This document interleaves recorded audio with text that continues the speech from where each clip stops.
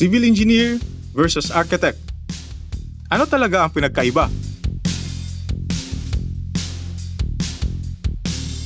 Hey guys, welcome to Konkretong Kaalaman. Civil engineering simplified para sa lahat.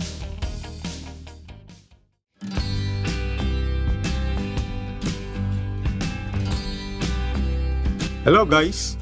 Welcome to another episode of Konkretong Kaalaman, kung saan ang malalalim na tanong sa construction ay binubuhusan natin ng semento ng katotohanan. Oo, kasama dyan ang age-old debate. Sino ba talaga ang mas importante? Ang civil engineer o ang architect? Ano nga ba ang pinagkaiba sa dalawa? Parehong nagdi-design, parehong may hard hat, pero magkaiba ang trabaho.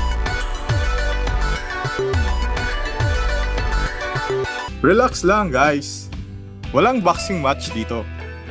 Pero pag-uusapan natin ngayon ang malinaw na differences, roles, at collaboration ng mga civil engineer at architect sa Pilipinas. Kaya kung curious ka kung sino ang dapat lapitan sa iyong dream house, panoorin mo to hanggang dulo.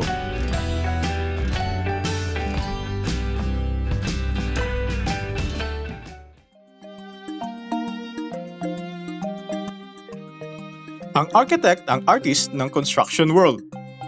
Sila ang gumagawa ng concept at aesthetics.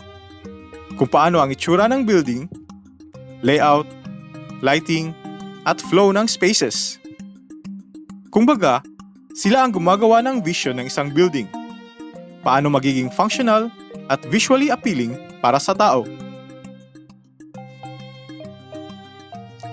Kapag sinabi mong, gusto ko ng modern, minimalist house, si architect ang unang tatawagan mo. Sila ang magko-conceptualize niyan. Sila ang magde-design ng floor plan, facade, at mood ng structure. Kung paano magiging maganda at comfortable ang space para sa users.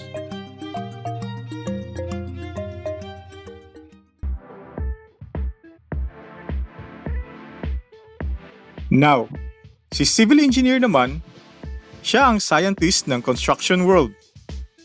Habang si architect ang nagdi-design ng form at function, kami namang mga civil engineer ang nagtitiyak na tatayo ng matibay at ligtas ang design na yon. Ang trabaho namin ay gawing reality ang plano ni architect. Dito pumapasok ang mga calculations, load analysis, structural design, beam sizing, foundation depth, at iba pa. Kami ang nagdi-determine kung gaano kalaki ang foundation, gaano kapal ng slab, gaano kalaki ang bakal na gagamitin. Kumbaga, kami ang nagsisiguro na tatayo ng matatag ang design kahit may lindol, hangin, o bigat ng tao at furniture.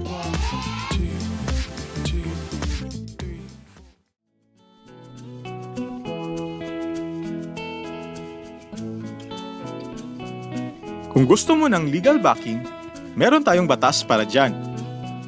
Republic Act 544, ang Civil Engineering Law. Sinasabi dito na ang civil engineers ang may karapatang magplano, mag-design, at mag-supervise ng civil works like roads, bridges, buildings, and water systems. Watch my previous video for further explanations about sa law na ito. Republic Act 9266, ang Architecture Act. Ito naman ang batas na nagsasabing ang architects ang may authority sa aesthetic at architectural design ng buildings.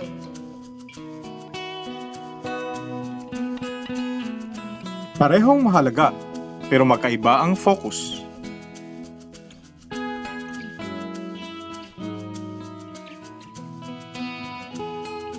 Pero tandaan, hindi pwedeng mawala ang isa. Ang architect at civil engineer ay laging magkasangga. Si architect ang nag-iisip kung ano ang gusto ng client, habang si civil engineer naman ang nagsasabi kung kaya bang tumayo ng ligtas ang design. Minsan, may friendly asaran. Engineer, huwag mong pakialaman ang design ko. Architect, huwag mong pakialaman ang kolong ko. Pero sa totoo lang, parehong gusto lang naming maging maayos at safe ang project.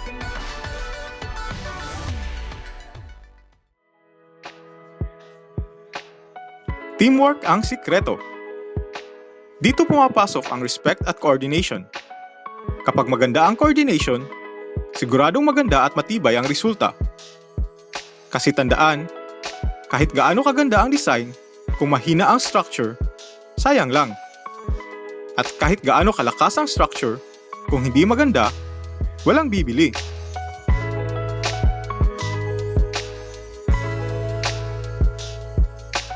Let's say gusto mong magpatayo ng bahay. Step 1. Lumapit ka kay architect para sa design. Step 2. Kung okay na, ipapasa ni architect ang plano kay civil engineer para sa structural design. Architect, I want a floating staircase.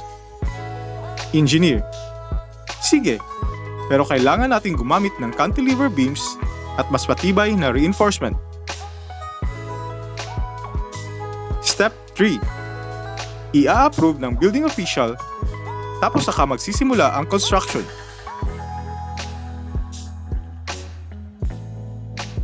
Kaya kung gusto mo ng magandang bahay na matibay at safe, kailangan pareho, architect at civil engineer.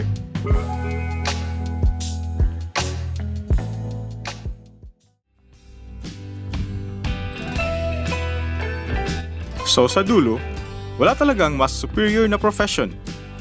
Ang architect at civil engineer ay dalawang haligi ng construction industry. Isa sa form, isa sa function. So now you know, architect at civil engineer, magkaibang profesyon pero iisang layunin. To build safe and beautiful structures for people. Respect each role, collaborate, and let's continue building a safer Philippines.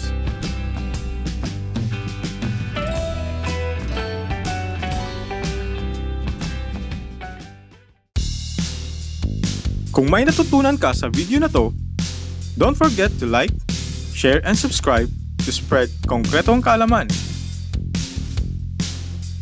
Comment mo rin kung ano ang gusto mong topic sa susunod nating episode.